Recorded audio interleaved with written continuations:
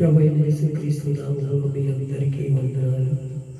నా దేవుడు మిమ్మల్ని మీ కుటుంబాలను నిండారుగా దీవించుగాక. ఈరోజు ఒక వాక్యాన్ని చదువుకొని ముందుకు నడుపుతాం. ఆయన మనల్ని ఎలా పరీక్షిస్తాడో ఒకసారి కొన్ని లేఖనాలను బట్టి తెలుసుకుందాం. మనలో ఏమున్నాయో, మనలో ఏది తీసుకుపోవాలో, ఏది ఉంచుకోవాలో, మన నిర్ణయాన్ని బట్టి మనం దేవునికి దగ్గరగా ఉంటున్నామా, దూరంగా ఉంటున్నామా అని మాటలు కొన్ని తెలుసుకుందాం. 1 సమూయేలు గ్రంథం 2వ అధ్యాయం 3వ వచనం. 1 సమూయేలు గ్రంథం 2వ అధ్యాయం 3. యెహోవా అనంత జ్ఞానియగు దేవుడు, ఆయన క్రియలను పరీక్షించువాడు. ఇకను అంత గర్వముగా మాట్లాడకు, గర్వపు మాటలు నీ నోట రానీయకుడి అంటున్నాడు. ఆయనే అనంత జ్ఞాని అంటాడు. నువ్వు నేను అనంత జ్ఞాని. నేను బైబిల్ చాలాసార్లు చదివేశాను. ఏ వాక్యమైనా బైబిల్ చూడకుండా చదివేస్తాను. నాకు మంచి కంఠం ఇచ్చాడు పాట పాడటానికి, మంచి స్వరం ఇచ్చాడు పక్షులు ఆలకిస్తానికి. ఇంకా ప్రార్థన చేయటం, నేను ప్రార్థన చేయటం మొదలెడితే గంటలు దేవుడి సన్నిధిలోనే గడుపుతామంటాం. అది మన నైజం. మనకు మనం గొప్ప చెప్పుకుంటాం, మనకు మనం పొగుడుకుంటాం. సాధారణంగా అదే చేస్తాడు. నన్ను కూడా ఇక సాధిలే, నువ్వు నీ అంత జ్ఞాని లేడు అని మనల్ని ఇంకా దించుతాడు. పైకి ఎక్కలేడు. యెరూషలేము పట్టణం ఎక్కాలి కానీ దిగకూడదు. అలా చేయాలి కానీ మనమే జ్ఞానం అనుకోవటం కాదు. దేవుని దృష్టిలో మనమే జ్ఞానం అనుకుంటే ఎర్రివాళ్ళ కింద చూస్తాడు దేవుడు. ఆయన అనంత జ్ఞాని. ఆయనకు సరిపోయిన వాడు ఎవరూ లేడు. ఆయన మనము తగ్గింపు చేయదు. దేవా, నీ చిత్తమేంటో నాకు బయలుపరిచయ్యా.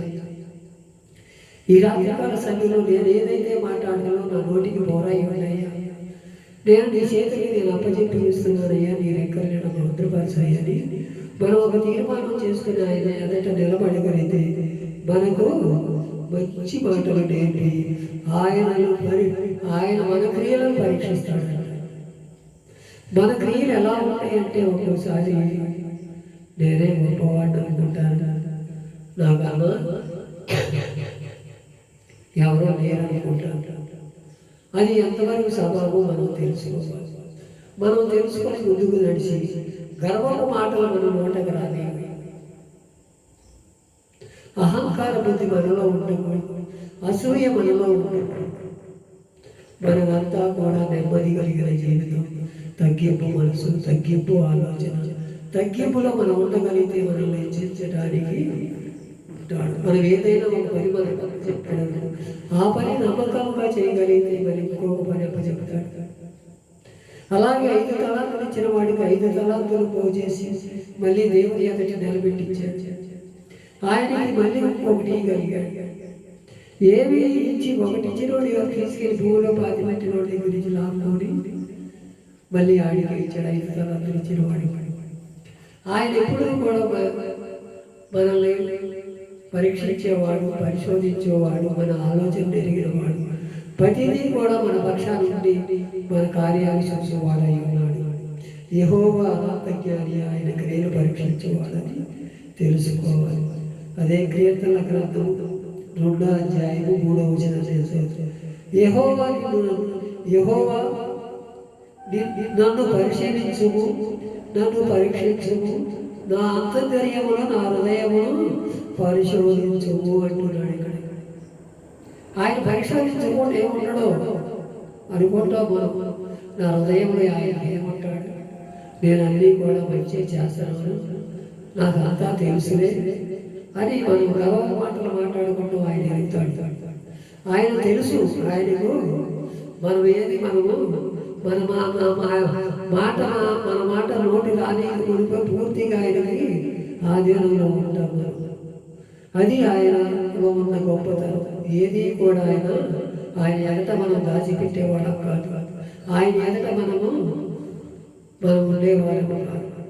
అలాంటి స్థితిగతులు నన్ను చూడాలని ఆశపడుతున్నాను. నన్ను పరిశీలించు, నన్ను పరీక్షించు. నిన్ను పరిశీలించకుండా, నిన్ను పరీక్షించకుండా దేవుడు వదిలిపెట్టేవాడు కాదు. దావీదు ఏమంటున్నాడు? నా హృదయానుసారం అంటున్నాడు. మోషే ఏమంటున్నాడు? నా ఇల్లంతలో నమ్మకమైన అంటున్నాడు.